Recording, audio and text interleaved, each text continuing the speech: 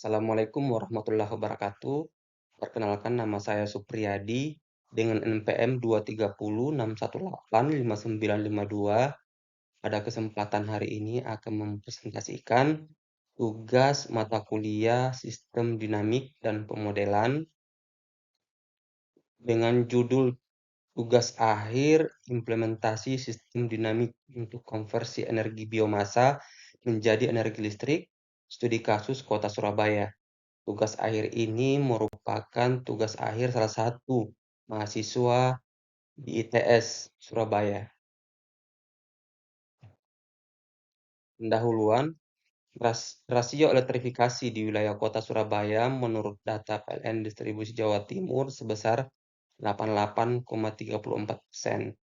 Seiring dengan pertumbuhan penduduk yang terjadi, maka kebutuhan listrik Kota Surabaya akan bertambah. Batu bara, minyak, dan gas bumi menjadi sumber energi utama listrik yang merupakan bahan bakar fosil yang akan habis.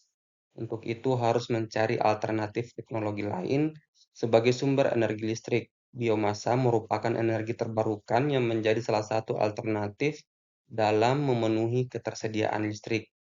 Saat ini Kota Surabaya sudah mempunyai pembangkit listrik tenaga sampah berkapasitas 1,65 MW dan mampu mengaliri sampai 1.000 rumah.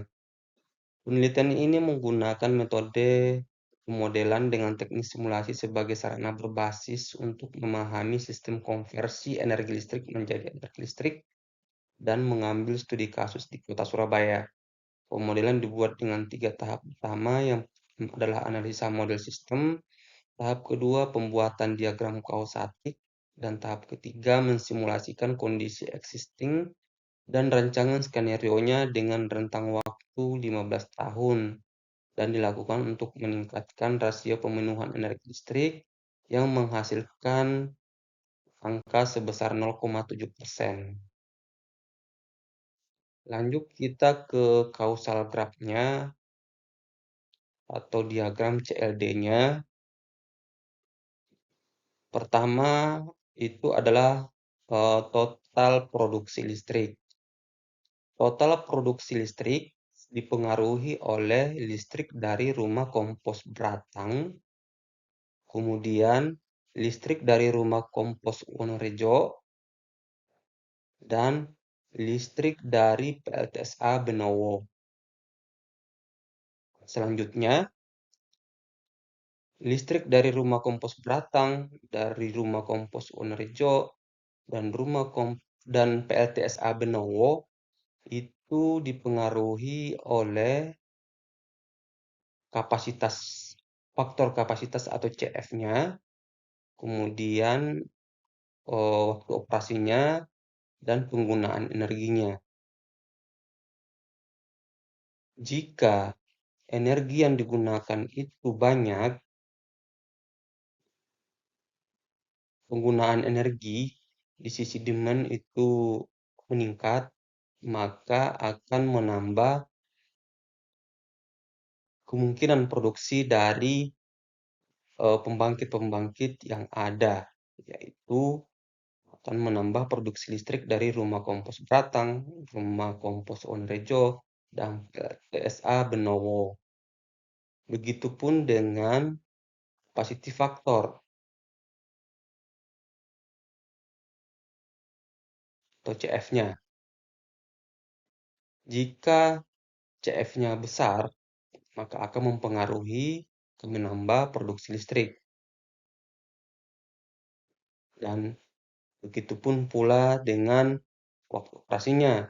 Jika waktu operasinya lama, maka akan menambah listrik untuk pembangkit yang ada di rumah kompos Beratang, di rumah kompos Wonorejo, dan PLTSA Benowo.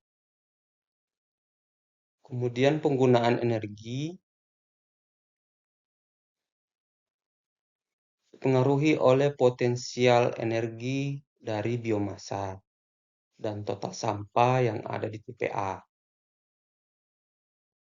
Jika total sampah yang ada di TPA meningkat, maka potensi energi dari biomasa juga akan meningkat. Dan sebaliknya, jika penggunaan energi itu meningkat, maka potensi energi dari biomasa akan berkurang. Selanjutnya untuk yang di sebelah kiri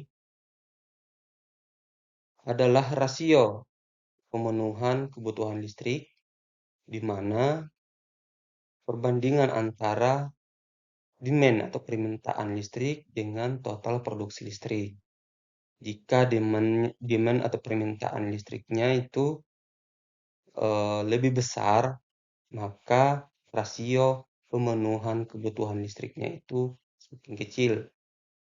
Dan sebaliknya, jika total produksi listrik itu lebih besar daripada permintaan, maka rasio pemenuhan listriknya akan lebih besar atau bertambah. Selanjutnya untuk flow graph-nya, di sini inputnya adalah rate demand electricity, kemudian masuk ke permintaan listrik. Permintaan listrik ini akan mempengaruhi rasio pemenuhan listrik. Begitupun dengan total produksi listrik akan mempengaruhi rasio pemenuhan listrik. Total produksi listrik ini dipengaruhi oleh 3 pembangkit, yaitu PLTSA Benowo, Rumah Kompos Beratang, dan Rumah Kompos Wonorejo. Kemudian dari ketiga pembangkit ini akan dipengaruhi oleh waktu operasinya, capacity faktornya, sama waktu operasinya, operation time-nya. Kemudian total produksi listrik juga dipengaruhi oleh penggunaan energi, di mana penggunaan energi ini juga akan mempengaruhi potensi energi dari biomasa. Potensi energi biomasa dipengaruhi oleh total sampah yang ada di TPA.